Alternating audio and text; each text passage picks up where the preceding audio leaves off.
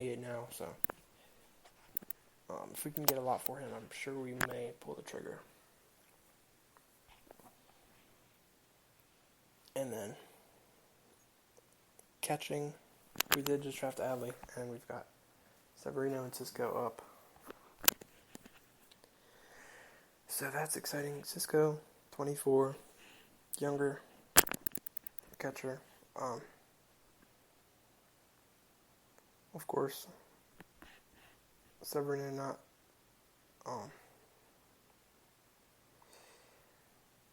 Severino 277 at batting average this year. Definitely could sneak into the All-Star game if he picks it up a little bit. But another thing I also forgot to mention, Renato Nunez.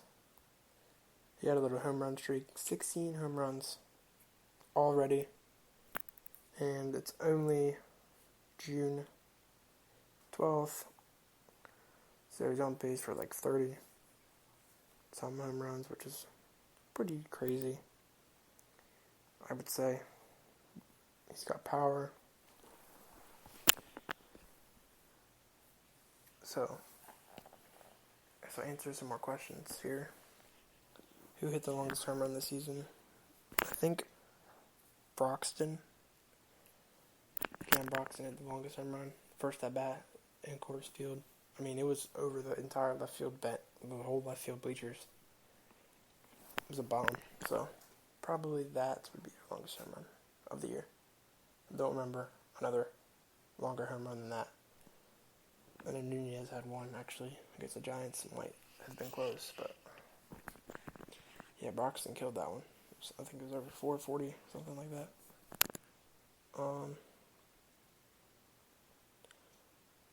Caden Grenier or another young shortstop. Who do I prefer?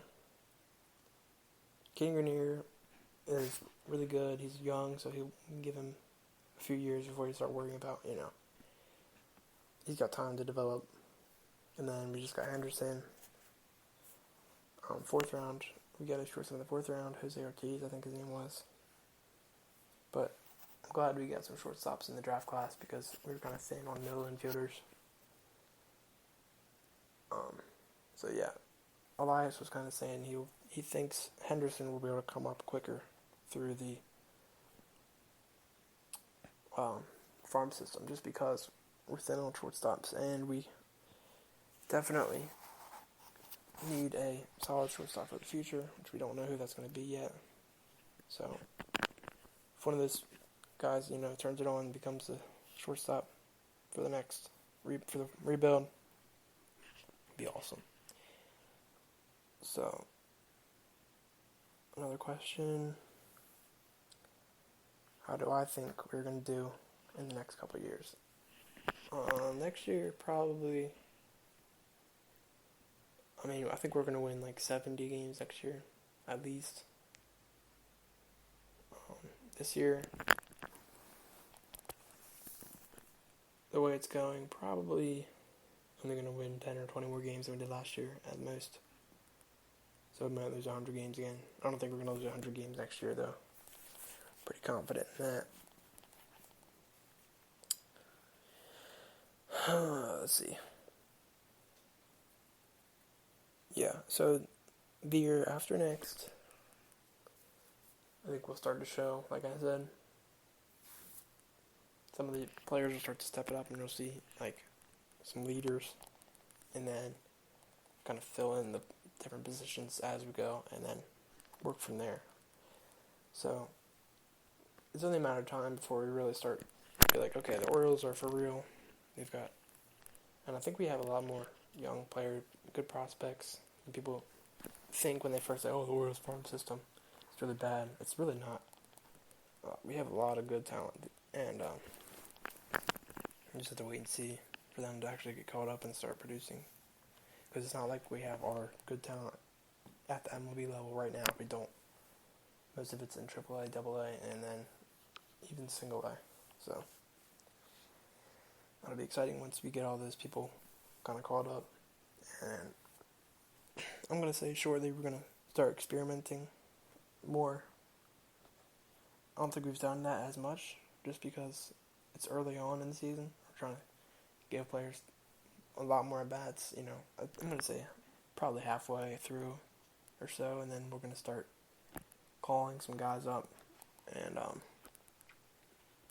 just to, see what they can bring to the table at the big league level, because we've seen with Mullins and even Stewart was struggling. He was on fire in AAA, and then came up and ice cold and got hurt. So that really, really sucks. But you never know. Some players can be terrible and get caught up, and they can be phenomenal, or the opposite. They can do really well in AAA and get caught up, struggle. So you never know. But yeah, if you guys have any more questions about that, make sure you go ahead and tell me. DM me on Instagram. I have a poll box on my story I usually put. You can leave questions in there. So next couple years, definitely, you're going to see some players that are going to start turning it on like nobody's business. And hopefully we'll see players that we didn't even think were going to, kind of like Alberto this year. We didn't know he was going to be that good, but here he is, hitting 300. He was over 310 before last night. And last night he hit the ball hard, just couldn't find the gap. So we'll see what happens with him. And then, of course, we got VR, Mancini, and Nunez. And then Dwight Smith, once he comes back, he's been a big, big, big, big part of the team this year. So another question. Top 5 prospects that I'm excited about.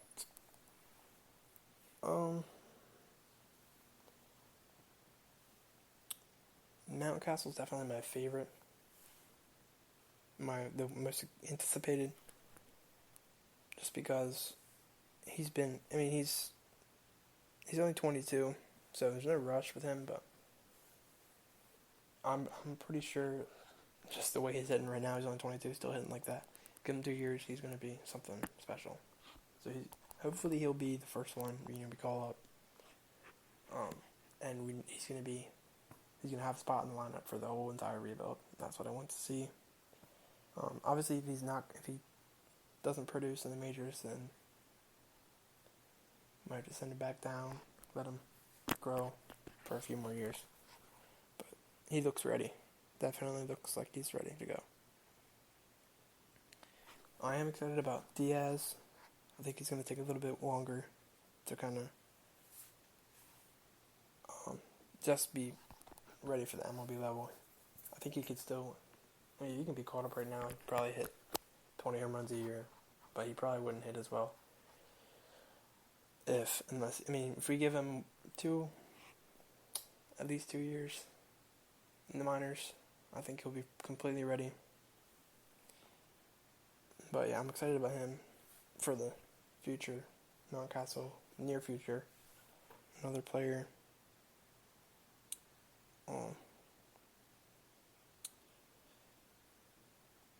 Probably Austin Hayes, because he's already been called up. And top prospect this year, hitting 308 in AAA. 268 in Bowie this year, so he's hitting well this year. He may get caught up to 23, so he's a little bit older. Excited about him.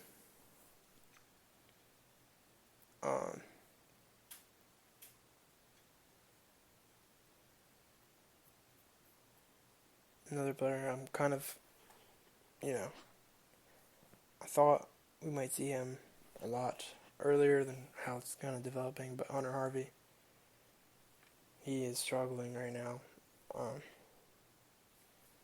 2-5 in Bowie, 6 ERA, not what we want to see from him. But I'm going to say he probably needs to rest, because that's what happens a lot. Younger pitchers trying to pitch too much. He has a really good fastball. It can reach up to 97, Harvey. That's why I'm really excited about him. And then, like I said, Rodriguez is really... He's only 19 and he's playing like this. It's crazy. 52 innings this year. And 2 ERA, which is really good. 52 innings and 72 strikeouts. I think they're probably giving Hunter Harvey too many innings, because once you get higher up, you get more innings. And, if he can work with like 3 or 4 innings a game,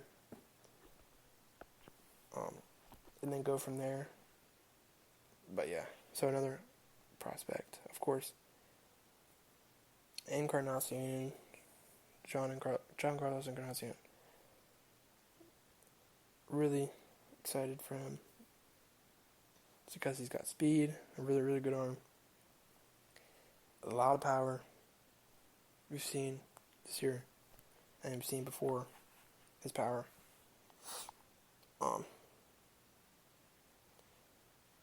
He was signed out of the Dominican Republic. I think we got him from the Brewers, but excited about him. Of course, Grenier, just because he's already 22. Picking it up this year. Already hitting 258. He was struggling, picked it up. So I can't wait for him.